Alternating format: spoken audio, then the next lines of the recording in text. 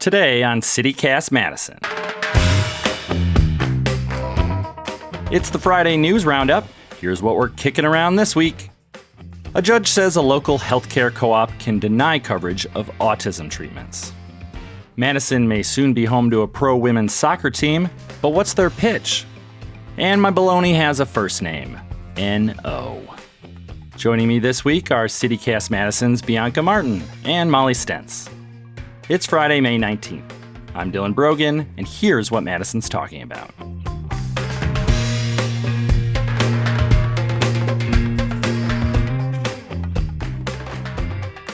It's the Great Friday Roundup where we are on the shoot so we can bring you all the news that is fine as cream gravy.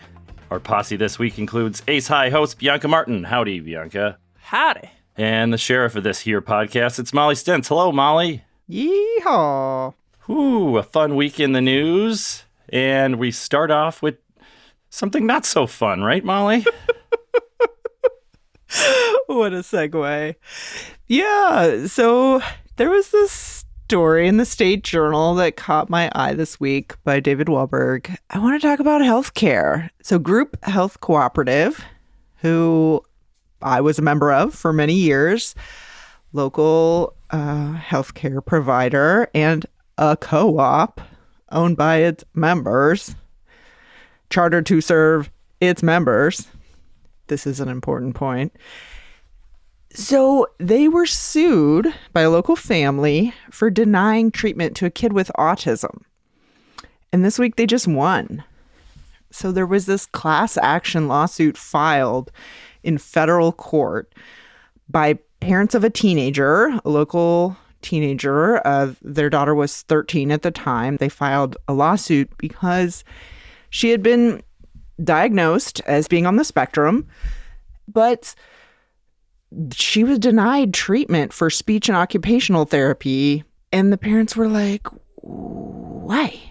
Why? We need this. They write kind of heartbreakingly in the lawsuit that, she turned 13. This is the time of her life where, friends are really important and like socialization is key. And she was having a really hard time communicating and relating to her peers. She was becoming prone to outbursts and self-harm. And so the parents were really wanting more treatment to try to help their daughter.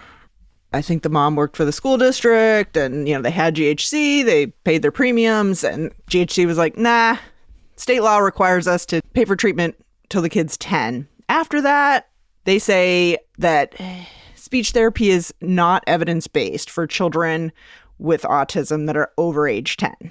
And they say that occupational therapy is considered experimental for autism. So they were like, nah, just not going to pay it. So parents took them to court. That's not okay. I think they did actually end up paying some after the lawsuit was filed. They were seeking occupational therapy a couple times a week and a speech and language pathology therapist, once a week. But that costs, tens of thousands of dollars over the course of a kid's life.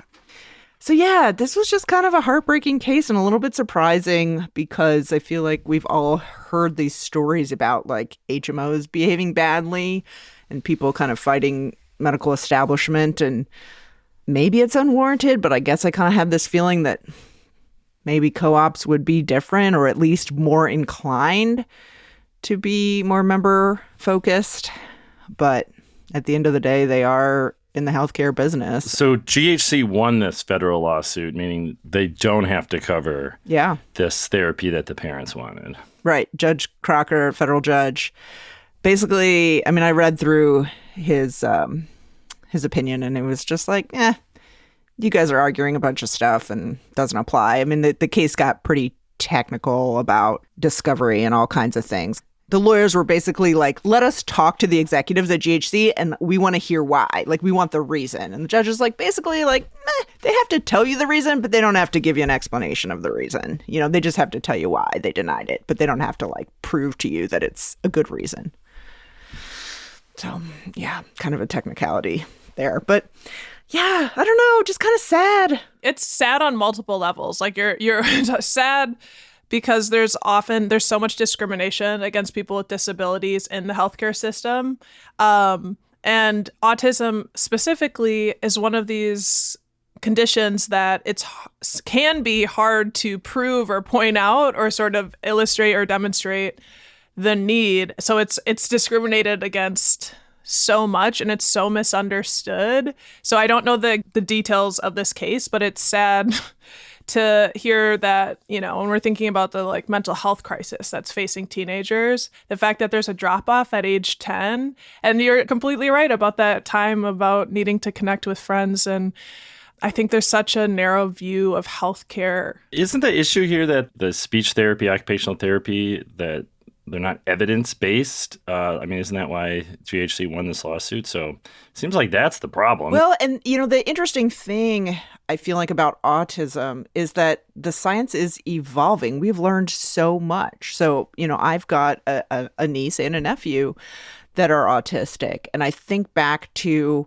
when my niece was young, what the thinking was then, 10, 20 years ago versus what it is now, it's changed a lot. And so a lot of times things are considered experimental just because there haven't been a long enough period of time to have studied it and documented it. It doesn't mean that it's wrong necessarily, right? Because how do we ever get change in this country? How do we ever get advancement, scientific discovery, if not somebody with a hypothesis that then has to do research and try it out? But do all those people suffer until we have, 50 years worth of studies, 30 years worth of studies to prove it beyond a shadow of a doubt? That's a hard pill to swallow for a lot of families. Yeah, it seems like it was also preventative. Yeah, and it was tens of thousands of dollars, not like hundreds of thousands of dollars. So it wasn't like super cutting edge, cancer treatment. Woof. Anyway, there's your not fun news of the week. Sorry, guys. Yeah, let's take a little break, take a second to recalibrate ourselves. But thanks for bringing that up, Molly. Important news on the healthcare front. Let's take a quick break just to hear from Bianca.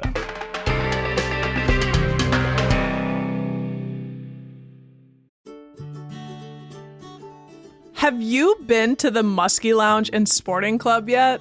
Well, it's over on Monona Drive in what can only be described as Madison's hottest strip mall. It's got the classic staples of any great Wisconsin tavern: illuminated beer signs, taxidermied fish, of course, cold beers, and fancy cocktails, 'cause America. And yes, it is named after one of the stars of fly fishing, the Muskie Lunge. So Northwoods flannel enthusiasts, your Valhalla awaits. They also have mad parlor games with popular leagues for things like shuffleboard. The Muskie Lounge and Sporting Club stays poppin'. So if you want in on the fun, go check it out for yourself. Oh, and if you see a tall, dark, bearded man behind the bar named Jerry, he was once a lumberjack and is really nostalgic for when folks yell out timber. It's spring cleaning time, my friend. And let's talk about organizing your finances. Attorney Z. Usman with Usman Law has helped thousands of folks fight back against abusive debt collectors. And he wants to help you too clean up your financial house. Starting with organizing your debts. You gotta make a list. List out who you owe money to and how much you need to pay off total. Look up the interest rate and your next payment amount and when it's due. Expert tip: high-interest loans often require payments weekly. That's because it makes the payment due seem much smaller coming in those little bites than it actually is. But there's help. To learn the easiest way to pay things off, visit madtownlawyer.com to schedule a free call with Attorney Usman.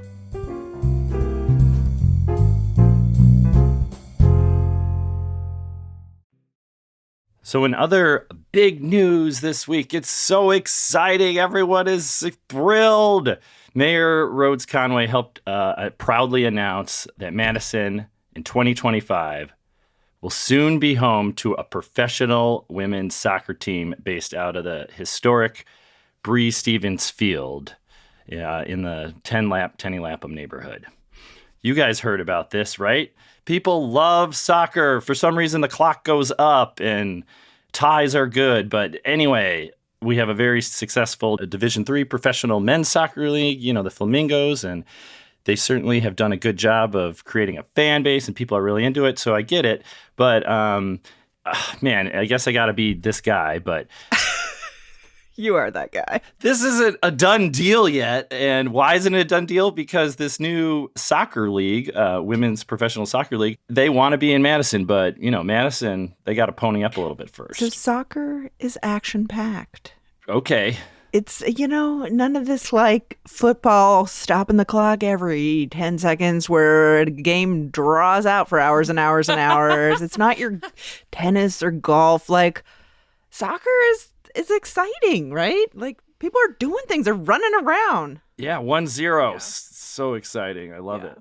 Well, we don't need to put down tennis, but... I'm just saying. However, it is so exciting. Yeah, I mean, like, we've been around Breeze Stevens. Like, it is popping. It is happening. It is bringing the fire. I agree with you. Okay, so here, the story of Breeze Stevens, too. This is a historic old stadium, and about 15 years ago, like 2007-ish, the city owns it, and they made a lot of improvements to it, which was kind of long overdue. And since then, because of Big Top Events, that's who owns the Forward FC, that the men's soccer team. They also own the Mallards. They also put on concerts and other events at Breeze Stevens. They have entered what seems like a very good partnership with the city, but, the city owns these facilities, and this new women's soccer league would be our tenant, right? I think it's all fine and dandy, but how much? Because here's what it requires to get this women's soccer team. They have to.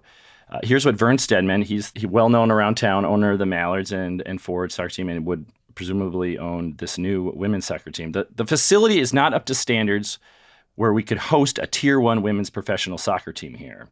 We need to look at the long-term viability of the facility from a business perspective to make sure that we are competing at the top level so that we will create a business that is competitive. Well, that's going to require some work and tax dollars to make Breeze Stevens up to standards, and that includes new turf. They also are going to need a women's locker room. That sort of makes sense. And they're also going to need some other upgrades. And just pointing out, city's already invested about $6 million in this place. I like your forward thinking there. It sort of makes sense for a separate women's room, whether that's relevant. I was just wondering, are we involved in this? Are we invited in this convo? Go right ahead. I'm just trying to give people details here while you talk about how fun soccer is to watch. Such a hater. Hater indeed. I mean, you're not so excited about soccer, and you're trying to say that we are the people who are going to foot the bill. Part of it, a big part. How much? How much are we talking? I'd like to know how much it is. We don't know how much it is at the moment. Okay, but it's like new grass and some lockers. Like, we're not that's talking like $1 million. about... Last time they put new grass in, it cost over $1 million in the city. Are you kidding me? No. For sod? Yes, that was installed in 2015. They need better artificial turf, so that it's probably gone up to like $4 million. Don't you want little girls and all these people to like look up and be like, I'm gonna... Oh, there it is. There it is. If I don't like this, then I'm against little girls. Ooh, that was spice. No, I don't think you're against little girls. I was about to say you're against their dreams. You're a wonderful person, and you are a dream killer on this All right, one. well, I'm just saying, I think the city... And I'm going to keep saying, because you just spoke over me, because I have to point out that the U.S. women's... Put a price tag on it. How much is it worth? Well, here's what it's worth. The U.S. women's national soccer team is like, they are worldwide, like, hero champions. They've won the FIFA World Cup 4 times. They've won the Olympics 4 times. We could have our women in the Olympics, in the World Cup. I just feel like that would garner a lot of money to us, right? I don't know. Preach. Maybe a lot of money, but we don't get a cut of the profits. We just are the landlords of their stadium. So I'm just saying. Wait a minute. Sales tax. Hello, sales tax. I mean, they sell concessions. They sell merch. They sell tickets. Come on.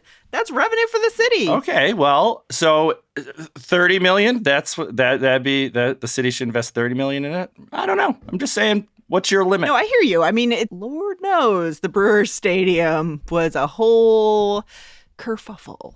And I just don't know whether this is quite that level of public subsidy.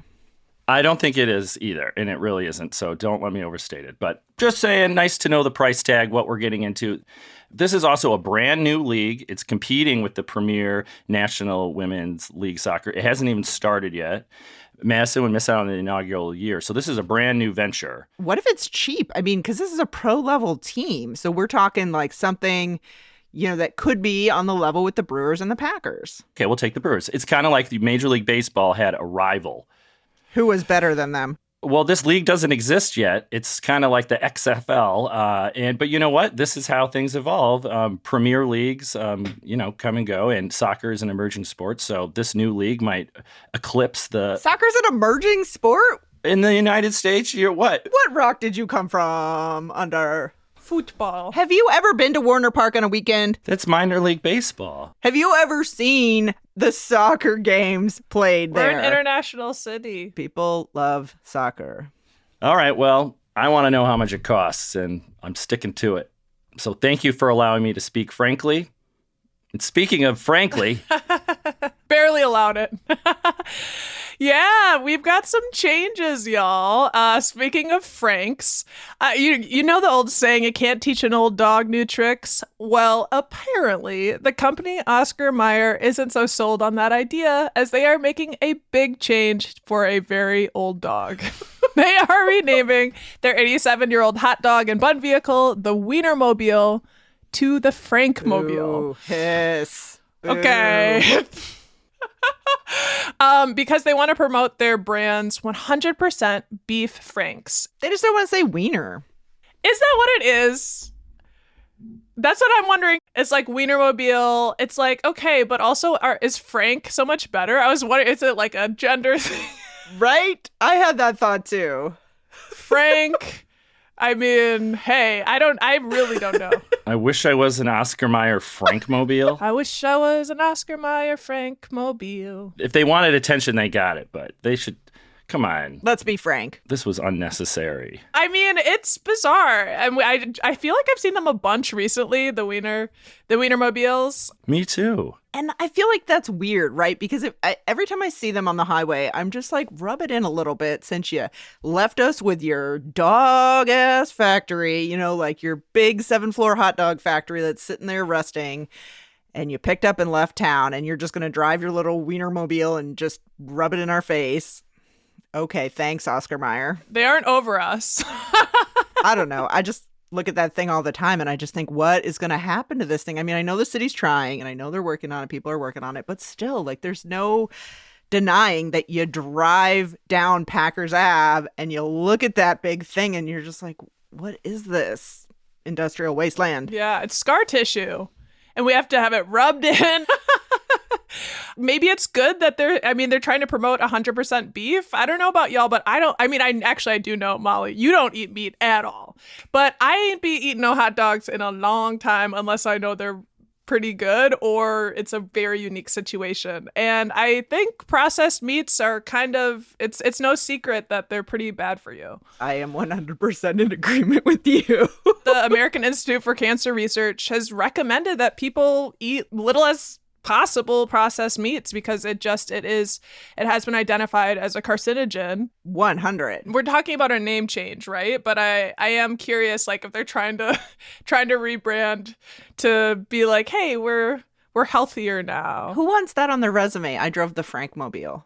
Nobody's even going to know what that is. That's a coveted position to drive at one point. The Wienermobile is a coveted position. The cachet is all different. It won't even be recognizable. I don't know. Maybe this is a good thing. I'm not sure. Bianca's turncoat. Is anything sacred anymore? Molly, when you said Frankmobile, I was like, actually, it sounds fine. I'm a defector. Are they going to change the song? I mean, come on. I think they might. They might have a new jingle. I was thinking about how Kmart went down in flames and was reading about that because they were a discount store and then they kept trying to change things. Man, I loved Kmart. Blue light special. Wow, like there's a whole generation of people who probably don't even know Kmart's. The one by my house when I was growing up, man, it was just a tornado went through that thing. It was feral. I loved it. It just made me think of Jumanji, and there's a scene where like someone breaks into a grocery store, but I just pictured the Wienermobile like driving through a Kmart. Things are chaotic. We I don't know. So we've got 2 votes for the Wienermobile and 1 vote for both. That's my fatal flaw. I know. I'm like, go Packers Bears. You just outed yourself as a Bears fan? I'm not, but then I start to feel bad for them because they're typically losing so bad. You're like my mom. She just always wanted to vote for the underdog. Always. She was like, yeah. Michael Dukakis, sure, he's going to lose. I'll vote for that guy. Just the pity vote. Well, I won't take it that far. My voting patterns don't follow that code. Oscar Mayer, this is just the latest of grievances that the city of Madison has against you. That's what I think. I think that's fair. Add it to the list. Yeah. What happened to being an economic engine for the city? Then John Kerry's wife bought it up and ruined it. Spice. This is a brat town. It's a freaking brat town, and this has solidified it. This is a brat town. That's why it's like, okay, this is news of the past. You know, it's time to move on. Yeah, no, I say we banish any such mobiles in this city. Frank mobiles, get them out. Get out of here. Until you make good on your factory and turn it into something cool, like a frickin' skate park. I like that caveat. Like a disco roller rink. We'll take anything at this point. Roller coasters. Mini Dells. Till you fix that place, we're not supporting any mobile of any sort, regardless of name, Oscar Mayer. But this has been fun. Thank you for the bold stances taken today. Molly, have a good weekend. Yahoo. Bianca, fun as always. Yes, go bold or go home.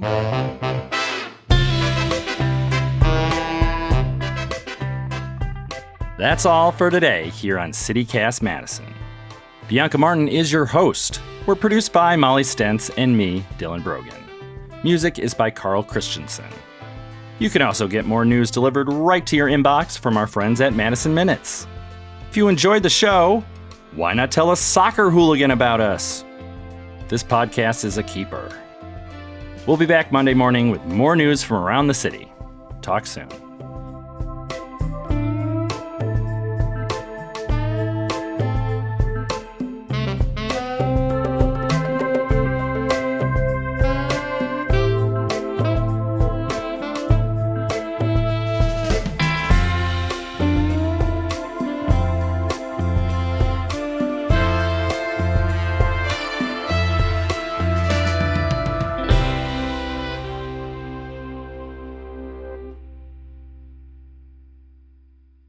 All right, that was a weird one.